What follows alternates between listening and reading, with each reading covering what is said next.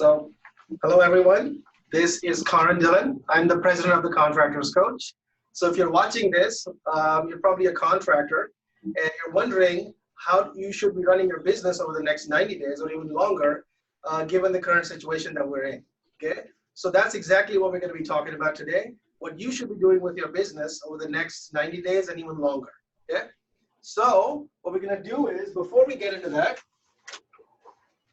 let's take a look at where we are, from an economic standpoint.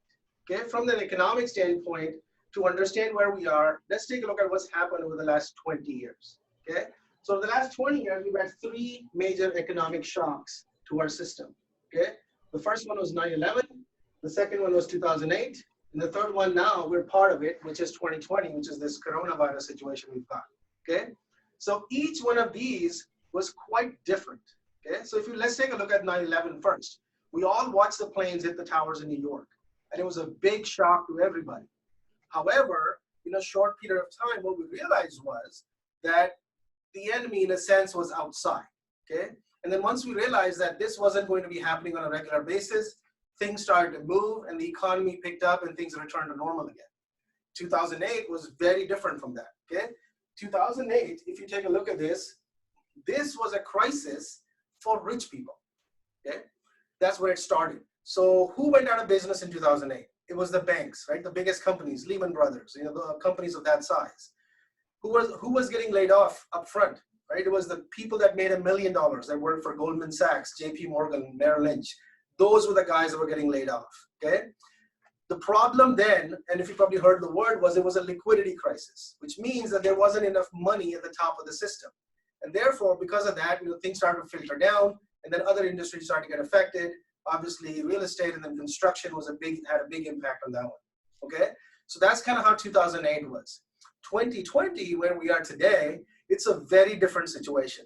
Okay, because 2020 is a crisis for Main Street, because pretty much everything on Main Street, all the major, main industries such as restaurants, retail, anything that we normally are associated with, are shut down. Okay, but on the flip side, the top of the society in terms of finances, right? The top of the society is doing actually just fine. Okay, Wall Street is just fine. The richest people who have jobs with the largest companies, more or less they're fine, because most of them actually can work from home. Okay, so 2020 is a crisis just like 2008, but it's actually a very different crisis. And we're going to talk a lot about today how you can go about handling the crisis we're in now. But in order to understand, we have to, there were some lessons that we learned from 2008. Because when we started this business in 2008, okay? And we started this business to help contractors just like yourself grow their businesses and become successful. But 2008 affected us just like it affected everybody, right? Our business started to tank. The clients we were working with, their businesses started to tank. And so we had to figure out very quickly what we should do, okay? And in fact, people personally, even for myself, it was a big problem, huge impact, right? I just left my job, started a business, so I lost my income. I personally lost all my investments. My house was going through a foreclosure. And then what was happening was,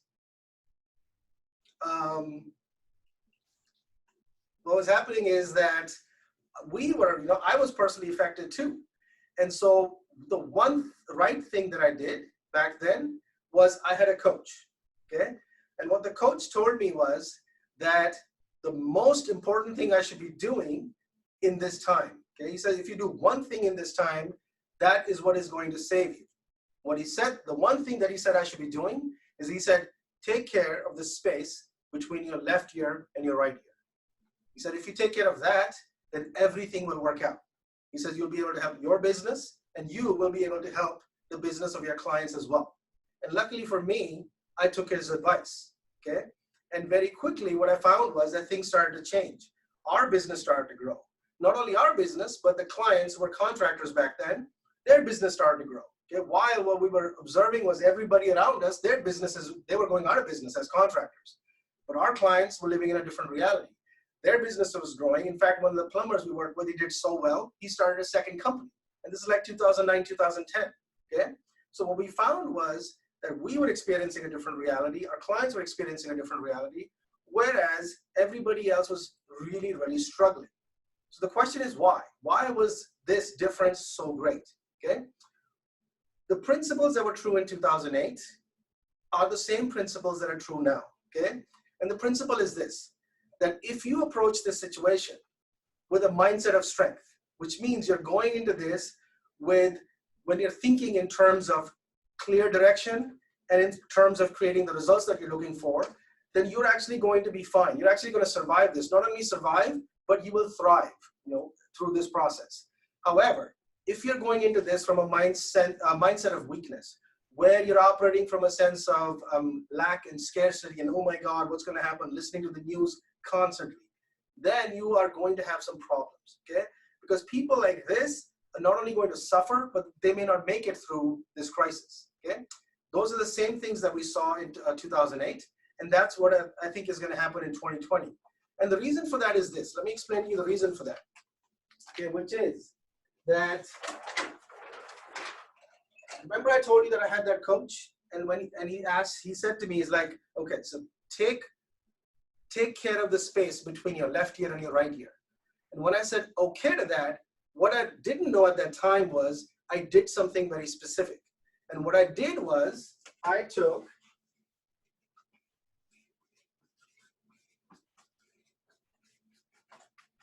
okay, the word is responsibility, okay? I took full and complete responsibility for what was going to happen to me and what was going to happen to the people around me, our business, as well as the clients that we were working with, okay? And that is something that creates its own momentum. Because what we found, what everybody else was doing, and this is actually true even now, a lot of people were living in what we call denial. Denial of the fact that they themselves are responsible for creating the results in their life, okay? Because yeah, you got problems. You had problems back in 2008, we got problems now. That's nothing different. But the key thing you have to understand is that the only person that can create results for you in your life is yourself. And if you deny that fact, then nothing can improve, okay? Because when you do this, nothing changes, nothing gets better. And when nothing gets better, people move to the next step. Okay, and the next step is people then start to, what? Lay blame, which is then they start blaming. Back in 2008, everybody was blaming the economy. Now everybody's like, I'm shut down or I can't work. Yes, that's a problem. But that doesn't change the fact that only you are going to create results for yourself, okay?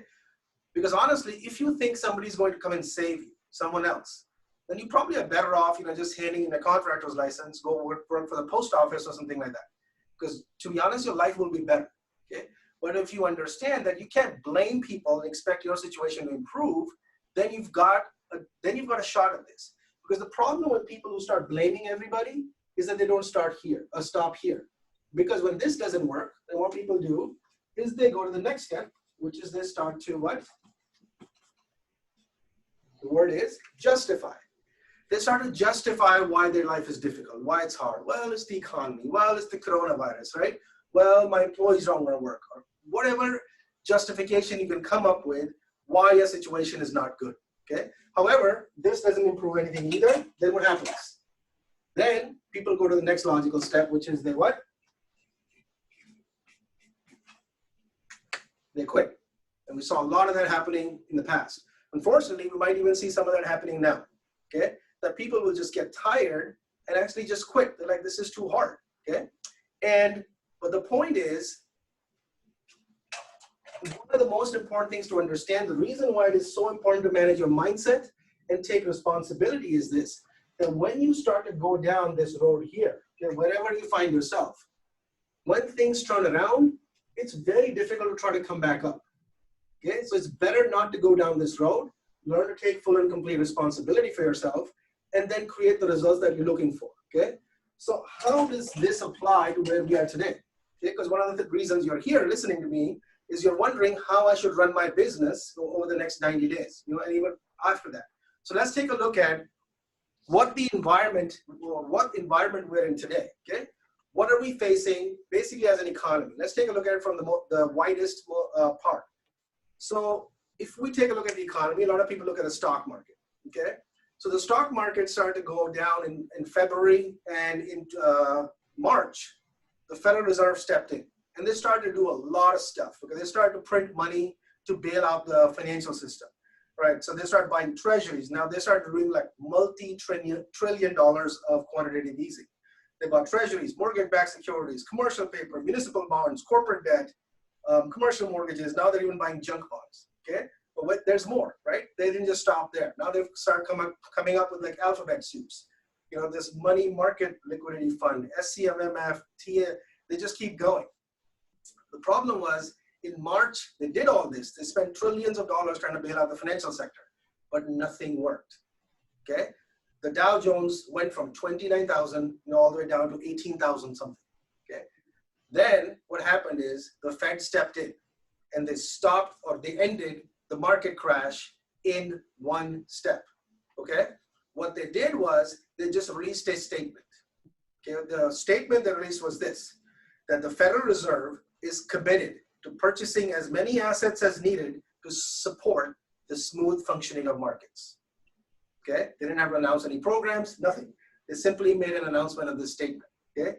And the stock market crash ended 1 month after it began. So if you compare to what happened in 2008, the Federal Reserve did what they did in the entire 2008 crisis, okay, in 1 month, okay? What that means is that the amount of money printing that was needed over the entire year of 2008, they did in 1 month, okay? So what does that mean? Okay, what does that mean in terms of where we are? How is this going to impact us? Okay, so first let's take a look at how it's going to impact Wall Street. Okay, let's start there. So the interesting thing about Wall Street is that, or even the space we're in, the coronavirus issue, that this isn't the first pandemic we've had. If you look at the last 20 years, we've had several pandemics. Okay, it's interestingly every 2-3 years a pandemic comes about. Okay, so if you take a look at it, we started with like SARS. April 2003 is when it ended. Apparently these end, somebody declares that it ends. And then if you take a look at 6 months or 12 months after that, how did the S&P do? Okay, for SARS specifically, it was like up 14% after 6 months, 20% after 12 months. We had a bunch of these like avian flu, dengue fever, swine flu, cholera, MERS, Ebola, measles, Zika. So if you take a look at all of these, in 6 to 12 months, okay, Wall Street does just fine, okay? They recover, they're always positive. They got, I think we had like this measles one that was down, but for the most part, not only are they up, they're up double digits, okay? But when you take a look at this, the obvious question that comes to mind is like, but wait a second, these things were pandemics, I get it, but none of these pandemics shut down the global economy, right? And that's true. So the question is, how long is this coronavirus pandemic going to be, and what is it going to look like for us? Now, obviously, I'm not an economist or a medical doctor, okay? But there are people out there who are looking at this and who have done a great job of predicting all this in the past. And if you want to look at this lecture from Dr. Christopher, his name is Christopher Thornburg from UC Irvine. He's one of the smartest people on the planet, but he's also very boring. But this is the one slide. I listened to an hour and a half of his talk, okay? But it's the one slide that I picked out that made a lot of sense. Because what he's talking about is he looks at research across the globe, pandemics, what's happening in different countries around coronavirus. And the predictions he's making is this. He says, look, where we are right now is that a large number of people have been laid off, okay? Because the industries the most affected today are the ones that hire the largest number of people, right? Travel, hotels, restaurants, salons, things like that. However, they hire the most number of people, but they also pay them the least amount of money, okay? So yes, we have a lot of people out of work, okay? We have a lot of sections of the economy shut down, but there are other parts of the economy that are working too, and we'll talk about that in a second, okay? However, he predicts that we're sort of starting to see this turn, okay? And by the middle of May, there will be some selective openings in the economy, and construction most likely is going to be one of them, because construction in many ways is considered as not the most essential activity, but it's an activity that is not like what we call them, like concerts or movie theaters where you got like a bunch of people in like one room. Those are going to take longer. Okay, so most parts of the economy are going to start opening up in like the next 2 to 3 weeks, and by the third quarter, we're going to sort of start to come out of this pretty completely. Okay, Now, there's also some predictions people are making that, oh my God, we're going to have another outbreak. This is going to be crazy, blah, blah, blah.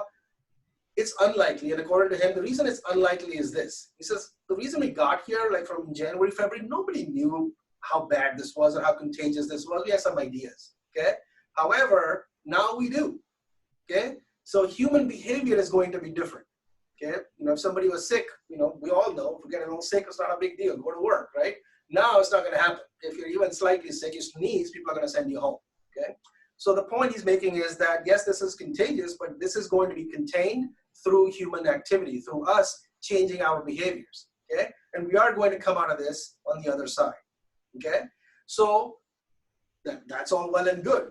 But, so let's assume we start to come out of this and go to the other side. There's a lot of stuff that has already happened, okay? One of the most important things, and the things that we don't really hear talked about a whole lot, especially not on the news media, on the main news sites, is that what is the impact going to be on Main Street of everything that has happened, that has already happened, okay? That has happened in the financial sector, okay? So let's take a look at what Main Street actually looks like. We talk about Main Street, Wall Street, but what does it actually mean, okay? So when you look at Main Street, if you look at it from an economic standpoint, they're divided up in like these three income groups, okay? You have the low income group that's 0 to 45,000 that make that much money. The middle income group is about 45,000 to about 140K. You know, this is, you know, people on the coast. So even if you make higher, you're still in the middle income group. And then you have the high income group that's about 140K to about 240K, you know, about 20K a month, okay? So when you start to print a lot of money, okay, and you start to get more and more money into the system, what do you think starts to happen to the value of that money? Obviously, it doesn't take a genius to figure that out, right? The value of money starts to go where? It starts to go down, okay? So, now, this is not the first time the Federal Reserve has printed money. Okay? They've been printing money all through, okay? However, the amount of money they've had to print in 1 month is far greater than anything they've done in like years put together, okay? So let's take a look at what that looks like. If you take a look at the last, let's say almost 30 years, from 1990 to 2009, how has the value of things changed? Okay, if you take a look at, let's say, a 4-year college degree, average home price, a 4-year college degree is like about from 30K up to 102K. Average home price, 101 to like 294.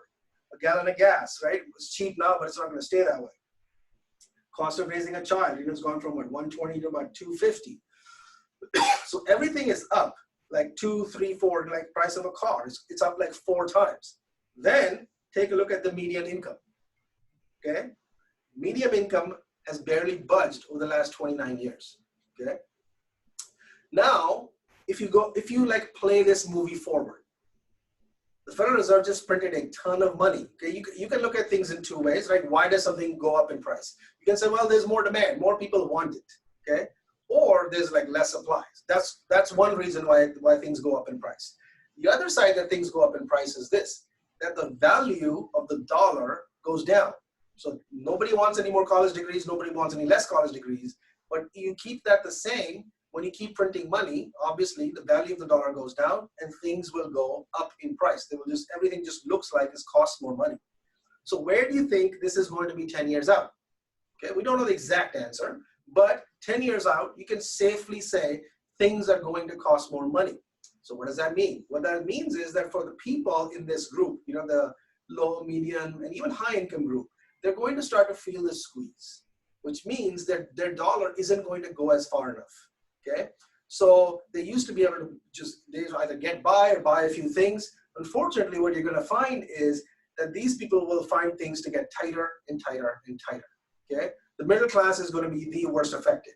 And if you take a look at these numbers, you know, it's like what is it, like 20 million or 40 million in the lower income group, 60 million in the middle class. These people, this is the largest group. These are households, by the way, not number of people. These are households. Okay, they're going to start to feel the squeeze the most. Okay, so as this group starts to face tighter and tighter financial situations, what about the other side? Okay, for everything, there's always a flip side. Okay, so let's take a look at the flip side.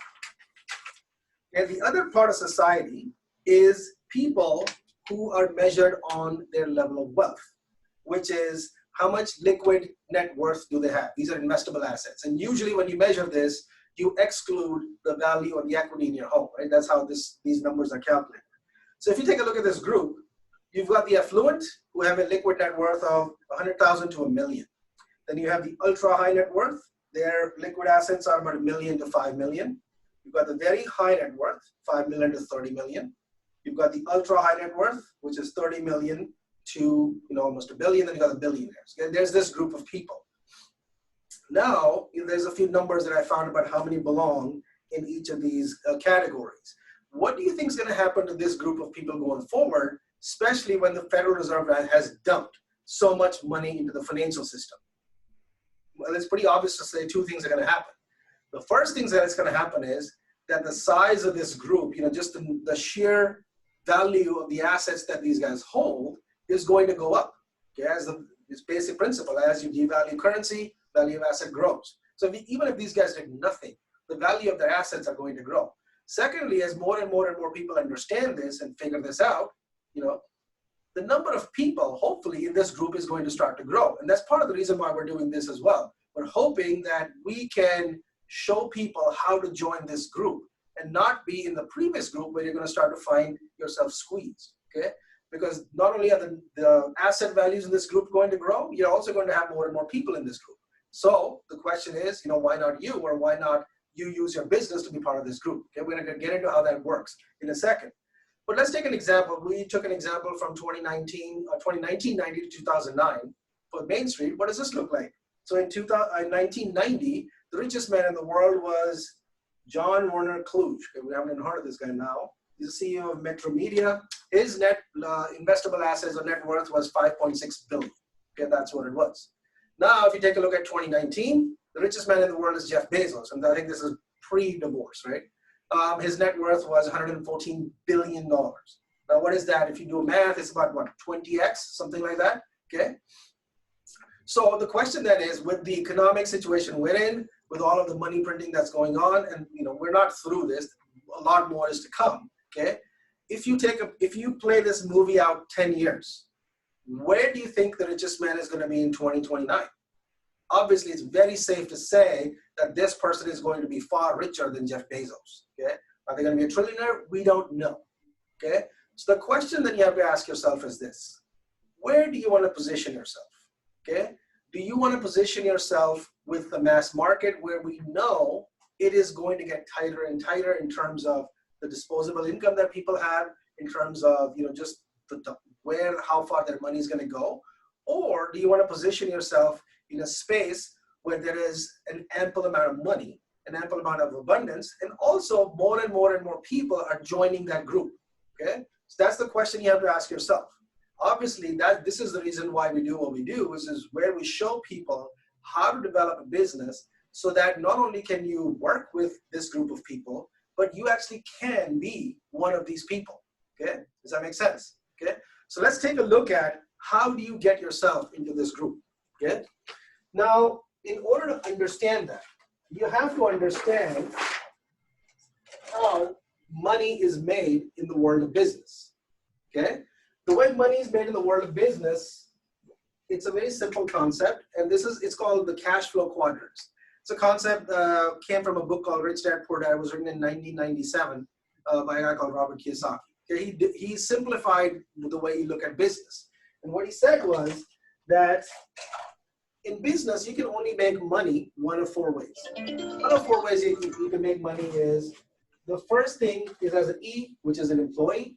The second thing is as an S, which is either a self-employed person or a small business owner, where you got, you and a team of like 5-10 people. The other side of this is that you can make money as a B, which is an actual business owner. And we'll explain how those are different. And then finally, you can make money as an I, which is an investor, okay? Now, one of the things to understand is that which of these four do you think makes the most money? When we ask this question, right, a lot of people focus over here. They're like, oh, investors make the most money, okay? Because what happens is some names come to mind, okay? It's like, the most popular name that people throw out there is like Warren Buffett, okay? Now think about it. When Warren Buffett invests, do you think he goes into the market and buys a few shares like, you and I would? No, obviously not. What does he do? He goes and either he buys the whole company or he takes a controlling stake in a business, okay? So the thing is, He is actually a what? A B, a business owner. Okay? The point I'm making is this, that this quadrant makes the most money of these four. In fact, this quadrant makes more money than these three combined. Does that make sense? Okay? So the question is, what is the difference between a small business owner and a business owner, someone who runs an actual business? Okay? The difference is this. These people, like I said, have different mindsets. Okay, so we're just going to focus on the mindset of between small businesses and big business owners. Okay, the people who are going to actually do well in this environment going forward. So why does somebody become a small business owner? Like a bunch of people come from here as employees, they get tired of being an employee, and then they decide to start their own business. Okay? And the reason you start your own business is because you want, okay, more what? Control. Okay, I don't want someone telling me what to do. I want to be able to do what I want, have control over my own time. Okay, the challenge with this, when you want control over everything and you're involved in doing everything, is very quickly you start to run out of what? Okay, the word is time. Okay, in fact, you wanted more time, but very quickly you're finding out that now your business controls everything you do. Okay, a lot of people have experienced this. So this obviously also puts a cap on how much money you can make. Okay, because once you run out of time, there's not a whole lot you can do. So what is the difference between people in the S quadrant and people in the B quadrant? People in the B quadrant operate very differently. Okay, what they operate through is this. They first focus on building, the word is, you can't see it, building systems. The second thing they do is they hire a team to run those systems. Okay, so if you have systems that you've got, you have a team to run those systems, guess who doesn't have to do it? You. So that provides you an advantage that you have the ability to grow the company. Okay, that's only one thing. There's another big difference between people, essentially on this side and on this side. People on this side stay on this side for a particular reason. The reason they stay over here is that they value something more than money. Okay, what they value is, okay, the word is what? Security. So employees like the security of a paycheck. As small business owners like the security that they control everything, that they are involved in everything. Okay, everyone hear phrases like, the customer wants to see me, that's why they hired me. Like, well, if that's how you think, this is where you're going to stay. Okay, people on this side value something very, very different. What they value is, okay, the word is risk. Okay, they value risk, but more importantly, how you can mitigate the risk so you can create an unfair advantage for yourself in the marketplace. Okay, and the way they do that is through understanding cash flow. Okay, very, very carefully understanding cash flow and how wealth is actually built. Okay, so I'm going to explain the concepts to you next.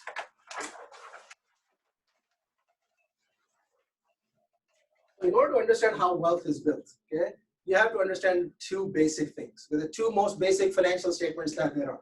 Okay, the first one is the income statement. We've all seen this, the profit and loss statement. Okay, this has income and expenses. The second one is a balance sheet. Okay, every company has a balance sheet. It's called assets and liabilities.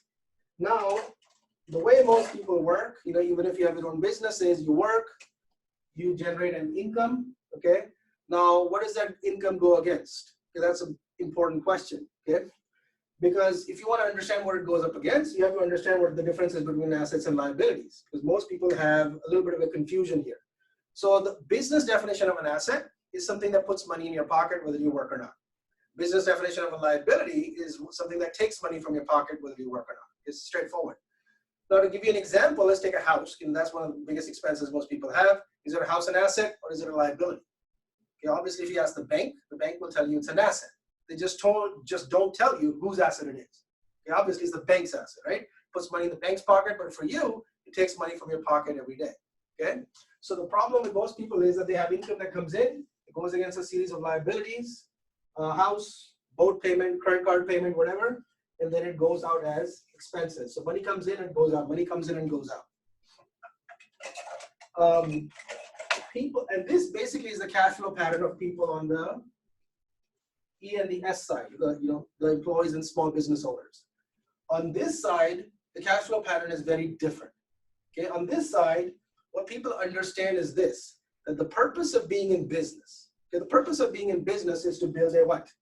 An asset that does two things. Number one, an asset that increases in value, okay, especially it becomes much easier to increase something in value when the value of money is going down, okay? So an asset that increases in value. And number two, an asset that produces what? Income, okay? Those two things. Because when you have an asset that produces income, what you can do is you can then go back and invest it into what? More assets, okay? Now, the important part to understand here is this, that the reason this cycle works, you know, this is why we call the rich getting richer, but there's three specific things people are doing. What they're doing is they are using, okay, leverage. This is the key word to understand on this side. And leverage comes in three forms. 1, 2, 3. The first thing you can leverage, obviously, you've heard about this, is money, which you've heard about. This is other people's money, okay? OPM is pretty common concept. The second thing you can leverage is time. That's why you build a team, right? You have time that other people are using. The third thing you can leverage, and this is the thing that sort of gets left out most often, is a system, okay? Like if you go to Starbucks, that is just a system. Okay, it's a system in a box. It just works every single time. You can take that box, you can multiply it, the box works again, yeah? So you have to leverage other people's time, you can leverage other people's money, you can leverage time, and you can leverage system. And the most powerful thing is when you put all three of them together. Does that make sense? Okay?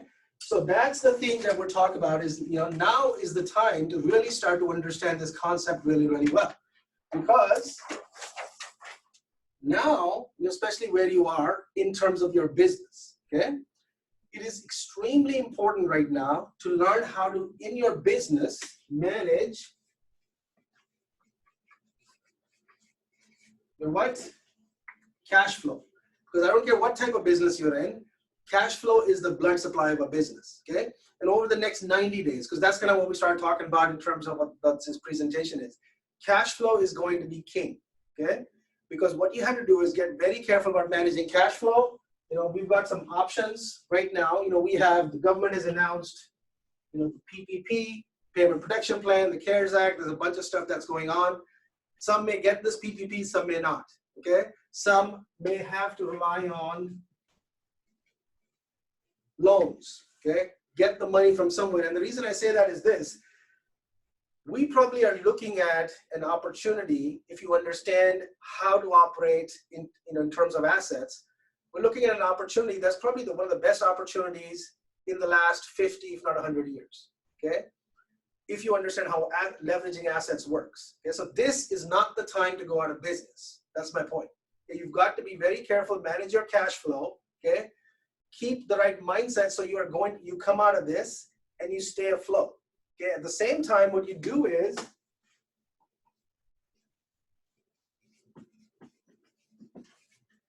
take care of your employees. Why?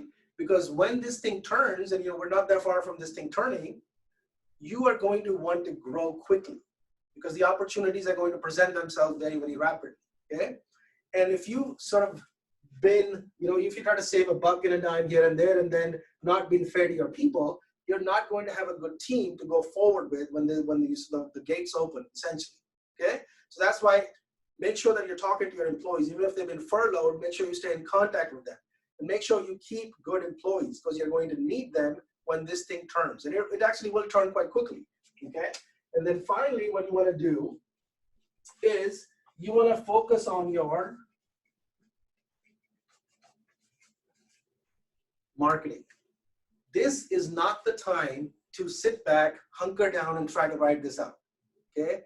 If you do that, you're going to be caught flat-footed and unprepared compared to all the people who've been doing this.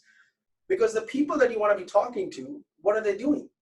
They have time to pay attention to things, okay? And one of the things that you have to do is you have to make sure that this is what you're spending your time and your efforts and your money on at this point. Is that making sense, okay?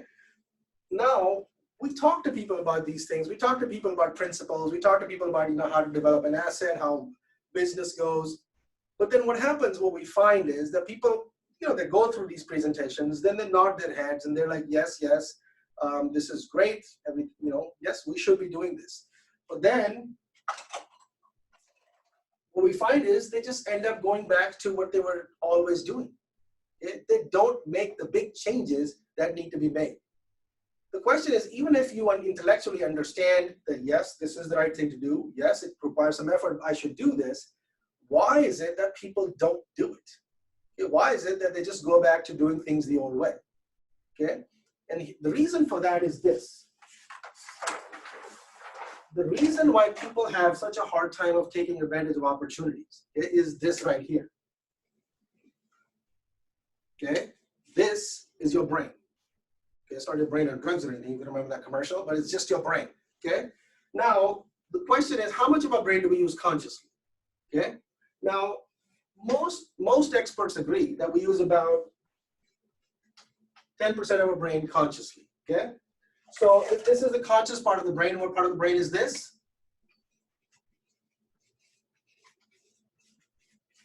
Okay, this is what we call the subconscious part of the brain, and obviously this is 90%. Okay, this is a rather important part of the brain.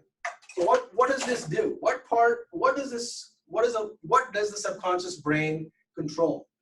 The biggest control that subconscious brain has is over our habits. Okay, what's a habit? A habit is something we do over and over and over again without really thinking about it, right? Most of us live through habits, right? We get up in the morning, we drink our coffee, we maybe shower, get dressed, check our email, talk to clients, do work, come home, go read a book, go to bed. What do we do the next day?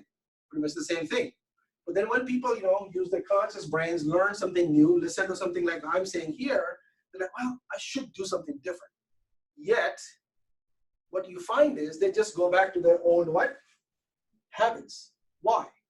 Okay. Yes, we know that this is 90% of the brain, but even when people want to change, okay, they want to make a change because they know it's important, it's critical, they have a hard time. Because when they do, there is something else that gets in the way. And that something is what we call the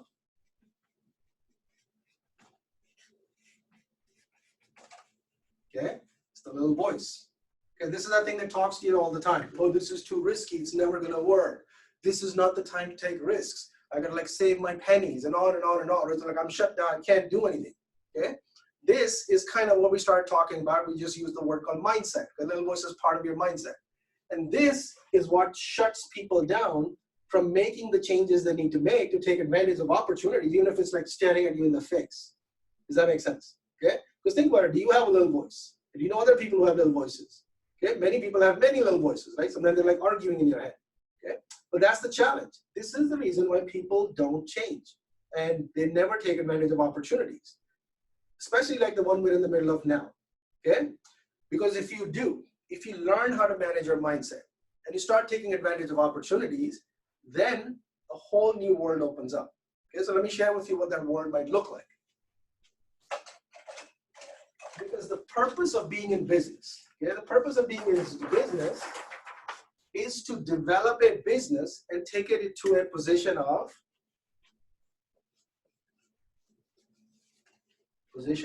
power. Okay. Now, business in a position of power, just real quick as an understanding, is a business that really doesn't need to go looking for customers. Okay? Customers come looking for you. Okay? A common example that everybody uses is like Apple, or Tesla, whatever. When they release a product, people just line up. They're just like oversold before it even comes out. Okay?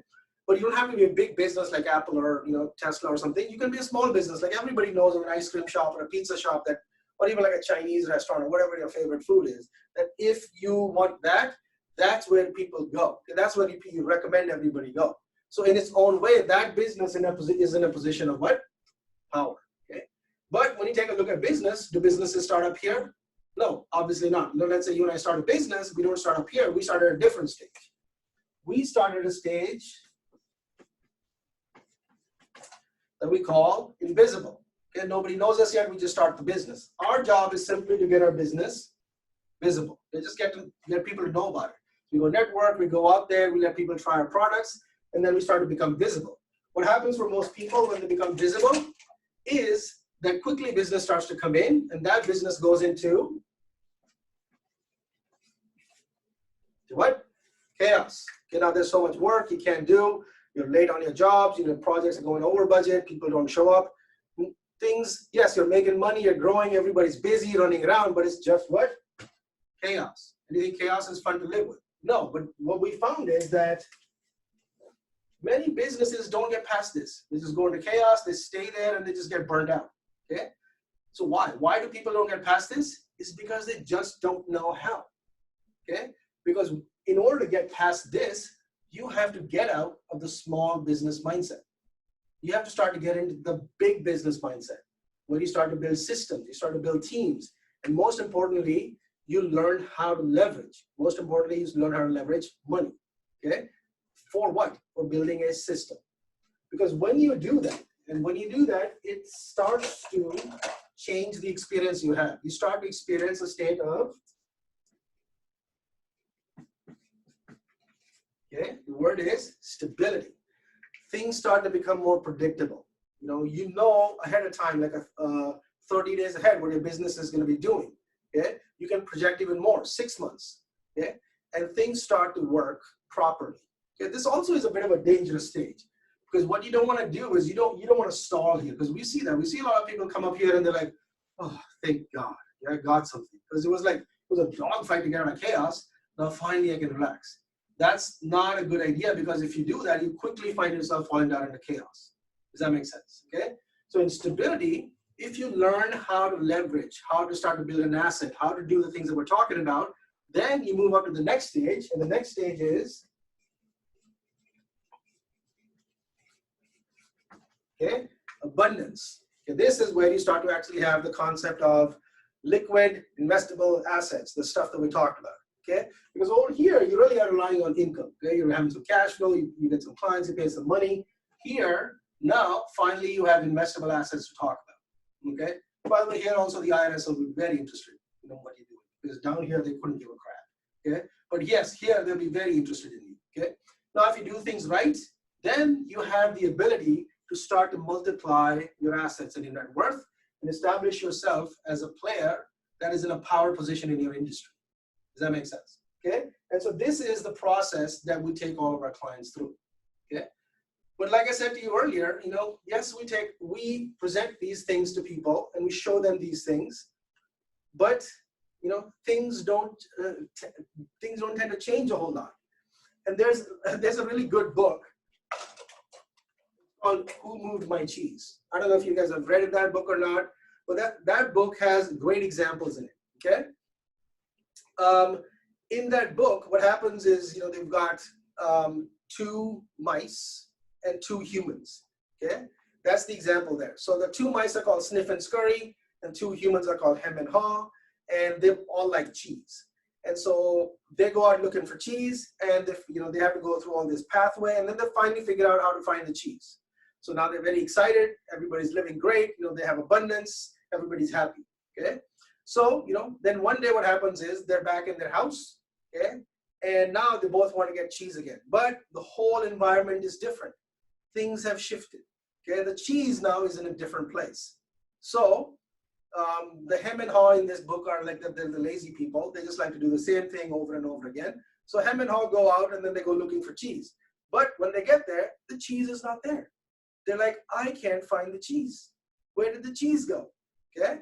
Now, they start to complain. They're like, what happened to my cheese? Who took it away? The government's fault. My employees are bad. Blah, blah, blah, blah, blah. Okay? Then, they're complaining in the book, basically, Hem and Haw, I think they die of hunger. Okay? Then they look at Sniff and Scurry. What are they doing? They're like, oh crap, no cheese. They go do things completely differently. They find a whole different way through the maze. And boom, they got the cheese again. Okay? Now they're happy again. So it's the same environment, but Hem and Haw are dying of hunger. And Sniff and Scurry, guess what? They're living in abundance. Same environment, different realities. Okay, it's what we found in 2008, and this is what's going to happen in 2020. It's almost predictable. Does that make sense? Why? Because going forward, the economic waters are going to get more and more choppy. Okay? If you're a small business, small contractor, it is going to get more and more dangerous. Okay? It's almost going to be like you're in the water and there's like sharks there. Okay, and you are going to have to build a business. Basically, it's like building a bigger boat. if you're going to want to survive this, okay? Because the thing is this, what happens in an environment like this, when there's like concern and fear and worry, many contractors are like, oh, I'm just going to cut my prices. I'm just going to be the lowest bidder. And I'm just going to outbid everybody that's running a proper business and doing things the right way. Yeah, you might get a few contracts like that, right? But you basically will be in a business that's just scraping by. Does that make sense? Okay. The other way to do this is to start to understand what's happening, where this is going, and position yourself the right way. And also be somebody who can actually operate in that environment. Because one of the biggest problems of contractors, going up the food chain in a sense, financially, is that they don't understand how to work in the higher ends of the market. Because what is the biggest complaint you have of contractors? They can't show up on time, okay? Their guys don't do the work properly, or they can't do things on budget, because there's unreliability in the process. Do you think how much tolerance do you think people who are in the high net worth areas have for something like this? Obviously, if you are a contractor, you show up in a beat up truck, they're not gonna have a lot of confidence in you, because the principles are the same. For example, let's say you take a company like IBM. Let's say they want to hire an accountant. Do you think they go down the street to Joe Accountant and hire him, even though Joe Accountant is dirt cheap? No, they don't hire him. They hire someone like PwC, which is PricewaterhouseCoopers. So one of the most expensive accounting firms in the world. Why? Because they know they can rely on them. Okay, and it's the same thing for contractors. The successful contractors going forward are going to be the ones that can build systems where you can show up on time. You can have a team that looks professional, that does work the right way, that actually has some systems to forecast, when the project's going to be done. One of the most important systems going forward is going to be project management, so that you as a business can do multiple large projects at the same time and continuously take on more and more projects and finish them in a reliable, predictable way. Does that make sense? Okay. So that's going to be what the profile of a successful contractor looks like going forward. So the question is, what should you do? Okay. If you want to position yourself in this space, what are your next steps? Okay. So the next step for you, if this is something you're interested in and you're trying to figure out how should I apply everything that we talked about to myself, is to go to our website and talk to a coach. Okay? Get yourself into a free 30-minute call. In that call, the first thing that we're going to be talking with you about, a coach is going to talk to you about your mindset. Because like I said, if you don't have the right mindset, opportunities could be staring at you in the face and you can't see them. Okay? It's very important to start from that place. And then if that is something that starts to become clear, understand what the business strategy is. What is the business strategy to take yourself up into the high net worth space? And then finally, get involved and get engaged and build a bigger boat so that you can be one of the successful people out of this and not somebody that has to struggle. Okay? So hopefully we'll talk to you soon, and good luck with your company and your future. And here's what I'll say before I end though. Whether you do this for financial reasons, selfish reasons, or you do this for more altruistic reasons, because the truth is, going forward, more and more and more people are going to need help. Okay, because more and more people will be struggling. It's unfortunately just the truth. In order to deal with that, the principle is going to be similar to what they say in airplanes, right? They say, if something happens, put your mask on first. Okay. Because a poor person cannot do much financially for another poor person. So if you want to do this either for selfish reasons, or if you feel like you need, you have the desire, you have a good heart, and you want to help people, okay, you have to be able to build a bigger boat for yourself, because then you can put more people in your boat. So whether you want to do it for selfish reasons, or you want to do it for altruistic reasons, or both, okay, this is an area this is an opportunity. If you take advantage of, you can create a space of abundance for yourself. Okay, so with that, I wish you good luck. And this is Karan Dhillon with the Contractors Coach.